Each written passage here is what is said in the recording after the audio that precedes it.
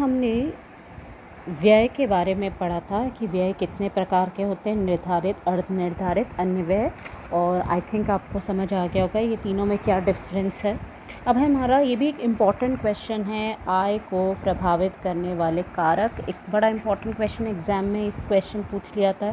तो हमारी आय को व्यय को प्रभावित करने वाले कारक, व्यय यानी खर्च को कौन कौन से चीज़ें प्रभावित करती है। तो पहला है परिवार की आय के स्रोत में यदि कई सदस्य आय अर्जित करते हैं तो परिवार की व्यय क्षमता बढ़ती है, यानी ज़्यादा लोग धन अर्जित करते हैं तो उस परिवार के लोग ज़्यादा खर्च करते हैं क्योंकि वहाँ पे कंपैरेटिवली ज़्यादा उनके पास आय है।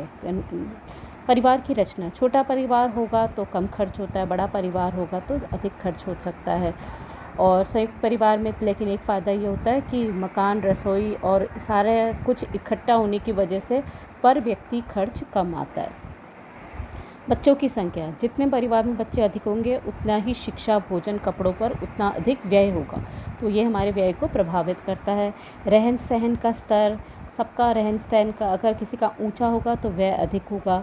निवास स्थान, गांव में रहने वालों का खर्च जो है व्यय कम होता है, शहर में रहने वालों का खर्च अधिक होता है। परिवार की मान्यताएं, कुछ लोगों के परिवार में धार्मिक और सामाजिक रीति रिवाज होते हैं तो उन पे अधिक खर्च करते हैं, तो इसीलिए उनका खर्च बढ़ जाता है। तो किसी परिवार का मनोरंजन पर अधिक व्यय होता है।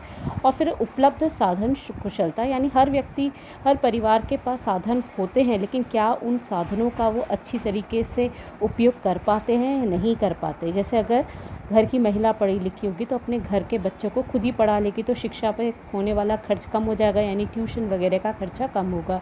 अगर महिला या घर के किसी सदस्य को सिलाई बुनाई कढ़ाई आती है तो उससे भी उसके धन की बचत हो सकती है। तो ये एक इम्पॉर्टेंट क्वेश्चन है, व्यय को प्रभावित करने वाले कारक। अब नेक्स्ट इम्पॉर्टेंट टॉपिक है घरेलू हिसाब किताब रखना, यानी घरेलू लेखा जोखा रखना। ये जो हिसाब किताब है ये रिटर्न होता है, लिख कर रखा जाता है। ये भी क्वेश्चन एग्जाम में 2 मार्क्स का पूछ लेते हैं कि घरेलू हिसाब किताब रखने के लाभ क्या हैं, यानी जो हम हिसाब किताब लिख कर रखते हैं उसका क्या लाभ है। तो इसके लाभ ये हैं कि एक तो गैर ज़रूरी वस्तुओं और सेवाओं पे खर्च जो है, एक्स्ट्रा जो हमारा गैर ज़रूरी खर्च है उससे हम बच सकते हैं। फिर दूसरा है हिसाब किताब रखने से इस बात का भी ज्ञान रखता है कि कौन सी वस्तु कौन से हफ्ते में या कब खरीदी थी, ये सब भी, और किस भाव में खरीदी थी, तो ये रेट हमें पता होता है, उसमें लिखा होता है हिसाब, हम बाज़ार के भाव की तुलना कर सकते हैं।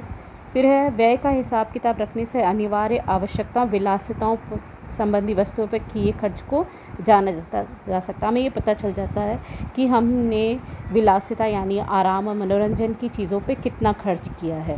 फिर हमें आय, और ये भी एक इम्पॉर्टेंट पॉइंट है कि हिसाब किताब लिखने से आय और व्यय के बीच का अंतर ज्ञात रहता है, हमें पता चल जाता है हमारी आय कितनी थी और हमारा व्यय कितना हुआ। नियमित रूप से हिसाब किताब लिखने से इस बात का ज्ञान होता है कि परिवार के पास कितना धन शेष बचा है, तो जो धन शेष बचा है उसको सेव कर सकते हैं। उधार लेने की आदत को रोका जा सकता है, जब हम हिसाब किताब लिखते हैं तो उधार लेने की आदत को रोक सकते हैं हमें, अब क्योंकि हमारा आय और व्यय में संतुलन रहता है। फिर है किस मूल्य पर किस चीज़ को ख़रीदा था, ताकि दुकानदार से हम बिल दिखा सकते, कह सकते हैं कि भाई आपने पिछले बार इतने का दिया था, इस बार इतने का दिया है, तो ये भी पता चल जाता है। फिर हमें महीने के अंत में विभिन्न आवश्यकताओं पर किए खर्चों को जोड़कर मासिक व्यय का आइडिया मिल जाता है। हर महीने के लिए हमें पता चल जाता है कि हमारा इतना खर्च होता ही होता है। अब इस चैप्टर का एक और इम्पॉर्टेंट टॉपिक है घरेलू हिसाब किताब रखने की विधियाँ, और ये टेबल आपने कई बार देखी हैं और मैंने आपको बोला भी है, इनमें से एक ना एक टेबल ज़रूर आ जाती है। तो पहली टेबल है दैनिक हिसाब किताब लिखना, यानी रोज़ का। दैनिक हिसाब किताब की लेट टेबल में हमने क्या लिखना है, तिथि लिखनी है, एक ही दिन का है तो एक ही डेट आएगी। खरीदी गई वस्तु का नाम लिखेंगे, दूध कितनी मात्रा में लिया, कितनी कीमत में लिया, ब्रेड कितना लिया, कितनी कीमत में, सरसों का तेल कितना लिया, कितनी मात्रा में लिया, कितने का। फिर इनको हमने यहाँ पर जोड़ना ज़रूर है।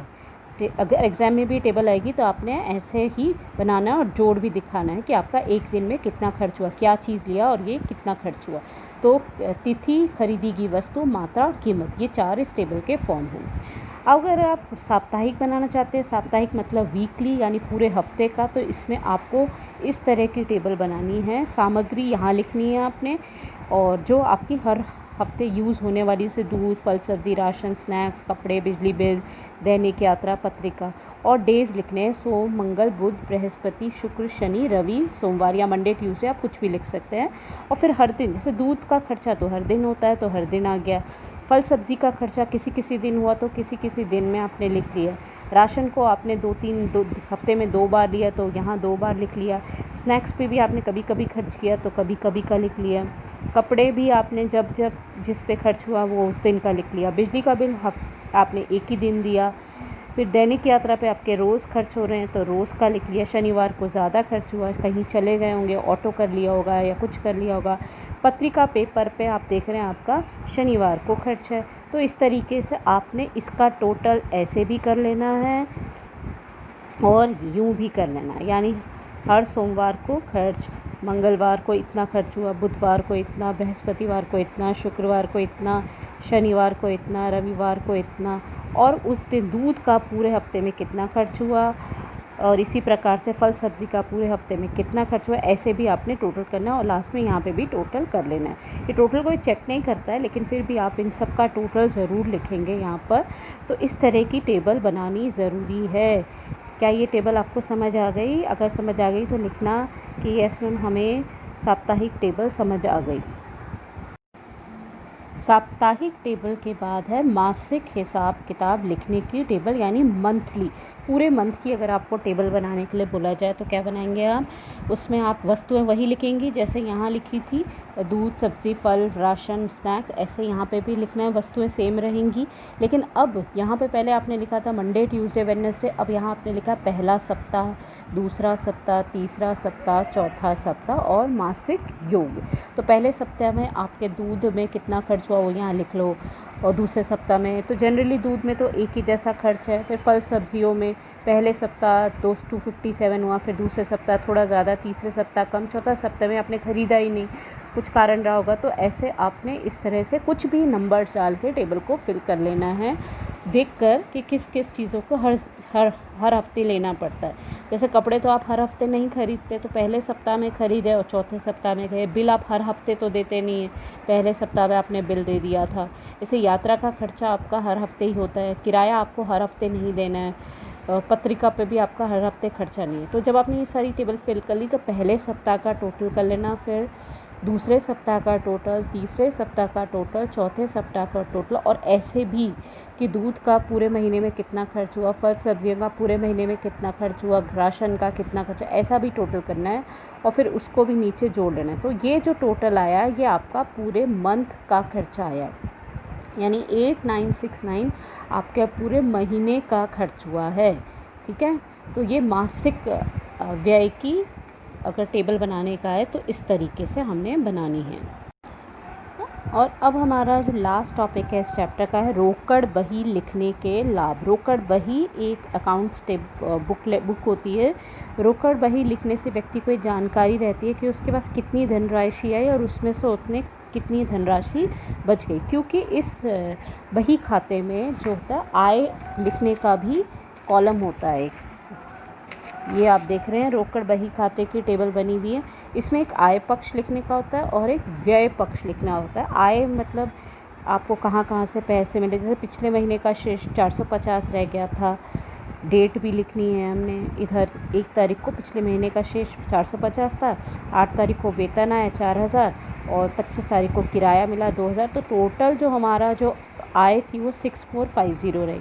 फिर आपने यहाँ पे डेट वाइज खर्चा लिख लिया। 8 तारीख को पेट्रोल पर इतना, 9 को इतना, 9 को फिर इतना, 12 को इतना, 15 को इतना, ऐसे करके डे वाइज आपने टोटल खर्च अपना व्यय लिख लिया, खर्च लिख लिया, तो उनको टोटल कर लिया। तो 5000 आपने पूरे महीने में खर्च किया। तो इसमें से इसको जब माइनस करा, यानी आय में से व्यय को जब माइनस करते हैं तो हमारी बचत कहलाती है।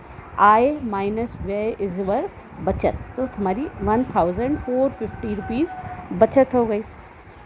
इसका ये फ़ायदा है रोकड़ बही लिखने का कि इसमें हमें ये पता चल जाता है कि हमारी कितनी बचत हुई है, ताकि हम उस बचत को कहीं निवेश कर सकें। तो ये हमारा रोकड़ बही खाते लिखने का सैम्पल है, बुक में भी लिखा है और इसको आप समझ लें। इसकी इम्पॉर्टेंट बात यह है कि इसमें आय और व्यय दोनों ही लिखा जाता है और हमें ये भी पता चल जाता है कि हमारी आय और व्यय में बैलेंस है कि नहीं और बचत कितनी हो रही है, ये हमें रोकड़ बही खाते से पता चल जाता है।